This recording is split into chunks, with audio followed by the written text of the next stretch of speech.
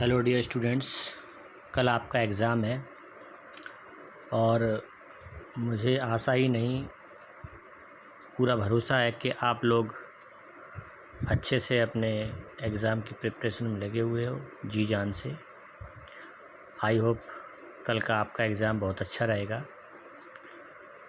यहाँ मैं आपको एक क्वेश्चन एक्सप्लेन कर रहा हूँ। ये चैप्टर 3 ट्रिग्नोमेट्री मिसलेनियस एक्सरसाइज का क्वेश्चन है। किशोरी मीना को इसमें डाउट था तो ये मैं एक्सप्लेन कर रहा हूँ। अगर किसी और बच्चे को भी डाउट है तो वो इससे बेनिफिट ले सकता है। तो क्वेश्चन क्या है मैं आपको पहले बता देता हूँ। मिसलेनियस एक्सरसाइज चैप्टर 3 की जो है उसका ये क्वेश्चन है। cos x इक्वल टू -1/3 ये रखा है। आपको इसमें sin x/2, cos x/2 और tan x/2 ये तीन वैल्यूज़ निकालनी है। ये ट्रिग्नोमेट्रिक रेशोज़ निकालने हैं और x बताया है, x belongs to third quadrant. तो जब भी इस तरह के क्वेश्चंस होते हैं आपको x बताया है थर्ड क्वाड्रेंट में और जो ट्रिग्नोमेट्रिक रेशोज़ निकालने हैं उसमें जो एंगल्स यूज़ हो रहा है वो x/2 है। तो आपको क्या करना है, x/2 के लिए इंटरवल पता करना है। तो हम x के ज़रिए x/2 का इंटरवल पता करेंगे। इंटरवल पता करने से मतलब ये है कि हम ये देखेंगे कि x अगर थर्ड क्वाड्रेंट में है तो x/2 कौन से क्वाड्रेंट में होगा। ठीक है, तो हम यहाँ से पता करेंगे। देखिए x थर्ड क्वाड्रेंट में है तो इसका मतलब ये यहाँ पे गलती से यहाँ पे लिखा हो गया था, ये पाई लिखा है। यहाँ पे क्या लिखा है, ये कुछ भी नहीं है, ये गलत है ना। ये इसको पाई लिखना, pi is less than x is less than 3π/2। देखिए x थर्ड क्वाड्रेंट में होने का मतलब थर्ड क्वाड्रेंट 180 से लेकर 270 तक होता है। 180 का मतलब पाई और 270 का मतलब 3π/2। तो ये मैंने x को लिख दिया कि x पाई से 3π/2 को बिलोंग करेगा। ठीक है, अब अगर मैं इस इनइक्वालिटी को 2 से डिवाइड कर देता हूँ तो यहाँ पर पाई के अपॉन में 2 यानी π/2 आ जाएगा। फिर x के अपॉन में 2 तो x/2 आ जाएगा और 3π/2 के अपॉन में 2 लिखेंगे तो डिनोमिनेटर में 2 × 2 यानी 4 हो जाएगा। तो अब आपको ये पता चल जाता है यहाँ से कि जो x/2 एंगल है वो π/2 से 3π/4 के बीच में होगा। π/2 का मतलब है 90 डिग्री और 3π/4 का मतलब है 135 डिग्री, है ना। तो 90 से 135 के बीच में x/2 है। अब 90 से 135 का जो रेंज है ये कौन से क्वाड्रेंट में आता है। आप देखेंगे कि 90 से 135 का जो रेंज है ये सेकंड क्वाड्रेंट को बिलोंग करता है। तो हमें यहाँ ये पता चल जाता है कि x/2 सेकंड क्वाड्रेंट को बिलोंग करेगा। ठीक है, अब हम यहाँ पर स्टार्ट करते हैं। अब ये तो हमने x/2 के लिए पता कर लिया कि x/2 कौन से क्वाड्रेंट में है ना, जिसके हिसाब से हम जो ट्रिग्नोमेट्रिक रेशोज़ निकालेंगे उनके साइन यहाँ पर हम डिसाइड करेंगे, क्योंकि साइन का डिसीजन कौन से क्वाड्रेंट में उसी से लिया जा सकता है। इसलिए हमने x/2 के लिए ये पता कर दिया कि x/2 कौन से क्वाड्रेंट में बिलोंग कर रहा है। अभी मैंने यहाँ पर एक फार्मूला लगाया। देखिए फार्मूला क्या है, फार्मूला मैंने आपको दोनों ही फॉर्म में बताया है। जैसे ये होता है 1 -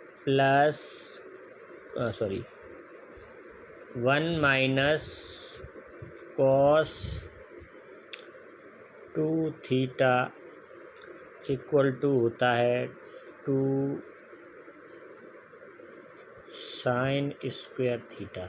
समझना, 1 - cos 2θ equal to 2 sin square theta. अब इसको मैं पलट के लिख दूँ, 2 sin square theta equal to 1 - cos 2θ। अब मैं क्या करूँ, ये थीटा के प्लेस पर तो लिख दूँ, थीटा के प्लेस पर मैं लिख देता हूँ θ/2।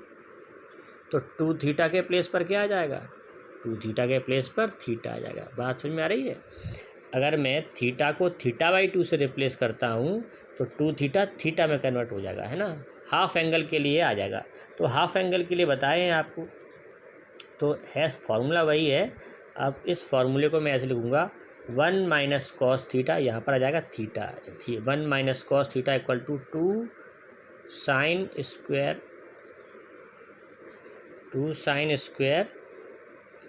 θ/2, इस तरह से आ जाएगा। तो अब ये मैंने लिखा हुआ है, ठीक है। और यहाँ से हम आगे बढ़ते हैं। तो ये सारी हमने आपको फार्मूला लिस्ट जो फॉर्मूले बताए थे उनमें आपको ये मिल जाएगा। तो 2 sin square x by to, अब यहाँ थीटा नहीं है, यहाँ एक्स है ना, तो 2 sin square x by two equal to 1 minus cos x करके हमने ये फॉर्मूला अप्लाई कर लिया। और मैंने कॉस एक्स की वैल्यू जो गिवन थी -1/3 वो यहाँ पर यूज़ कर ली। -1/3 है इसलिए ये +1/3 हो जाएगा। अब इसको सॉल्व करेंगे तो 4/3 हो जाएगा। तो 2 sin square x by two equal to 4/3 आ गया। अब sine square X upon two equal to आ जाएगा 4/2 × 3। ये 2 को आप नीचे ले लेंगे, ठीक है। तो अब इसे सिंप्लीफाई करेंगे तो sine square x by two आपको मिलेगा 2/3 है। कटपेट करने के बाद sine square x by two equal to 2/3 आ जाएगा। अब स्क्वायर रूट लेंगे तो प्लस माइनस का साइन लगाएंगे, +-√2/3 या इसको लिख लेंगे। अब देखिए एक्स बाई टू क्या है, x by to second quadrant को बिलोंग कर रहा है। तो सेकेंड क्वाड्रेंट में साइन जो रहता है, साइन ट्रिग्नोमेट्रिक रेशो, उसका साइन क्या है, साइन से मतलब प्लस है या माइनस है, तो साइन का साइन है पॉजिटिव, क्योंकि सेकेंड क्वाड्रेंट में साइन पॉजिटिव होता है। आपको याद होगा ऑल सिल्वर टी कप वाली जो ट्रिक थी, उसके जरिए हम ये पता लगा सकते हैं कि किसी भी ट्रिग्नोमेट्रिक रेशो का किसी पर्टिकुलर क्वाड्रेंट में उसका साइन क्या है, पॉजिटिव है या नेगेटिव है। तो साइन जो ट्रिग्नोमेट्रिक रेशो है वो सेकंड क्वाड्रेंट में पॉजिटिव वैल्यू रखता है, इसलिए जो प्लस माइनस आया है, हम प्लस माइनस में कौन सा साइन कंसीडर करेंगे, प्लस साइन कंसीडर करेंगे, ठीक है। इसलिए साइन एक्स बाई टू की वैल्यू √2/√3 हो जाएगी। हाँ, इस चीज़ को थोड़ा सा और सिंप्लीफाई कर सकते हैं रेशनलाइज करके, तो sine x by two equal to लिख सकते हैं √2/√3 इंटू √3 मतलब √3 से रेशनलाइज कर दिया, √3 से मल्टीप्लाई कर दिया, मल्टीप्लाई डिवाइड, तो डिनोमीटर रेशनलाइज हो जाएगा, तो साइन एक्स बाई टू हो जाएगा √6/3। तो आपको या तो आंसर इस फॉर्म में मिलेगा या फिर इस फॉर्म में मिलेगा। अब प्लस साइन क्यों कंसीडर किया है ये बात मैं आपको एक बार और बता देता हूँ।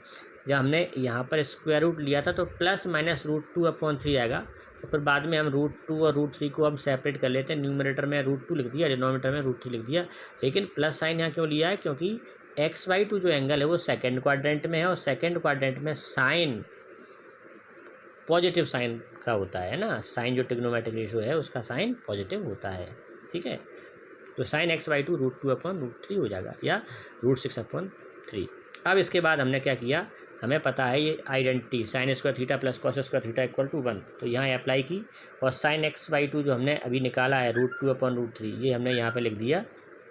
इसको सॉल्व सिंप्लीफाई करेंगे तो ये आपका 2/3 और इसको 2/3 को उधर ले जाके cos square x/2 equal to 1 minus 2/3, और फिर इसको सिंप्लीफाई करेंगे तो एलसीएम लेके 1/3 आ जाएगा। Cos square x/2 equal to 1/3 आ जाएगा। अब यहाँ पे भी स्क्वायर रूट लेंगे तो cos x/2 equal to plus and minus √1/3। अब प्लस माइनस में से क्या लेना है, कौन सा साइन लेना है, ये कैसे डिसाइड करेंगे हम, ये देखेंगे कि यहाँ पर x/2 जो एंगल है, x/2 एंगल कौन से क्वाड्रेंट में है, ठीक है। x/2 हम जानते हैं कि सेकंड क्वाड्रेंट में है, और सेकंड क्वाड्रेंट में कॉस होता है नेगेटिव ना। ऑल सिल्वर याद है आपको, ऑल सिल्वर टी कप ऐसे लगाते हैं, तो ऑल मतलब फर्स्ट क्वाड्रेंट में सारे पॉजिटिव होते हैं, सिल्वर यानी एस फॉर साइन और कॉस एक्स ये सेकंड क्वाड्रेंट में पॉजिटिव होते हैं, बाकी के सारे नेगेटिव होते हैं। तो कॉस x/2 नेगेटिव हो जाएगा, इसलिए हम प्लस माइनस का जो साइन है उसमें हम माइनस साइन कंसीडर करेंगे, तो कॉस x/2 आ जाएगा -1/√3।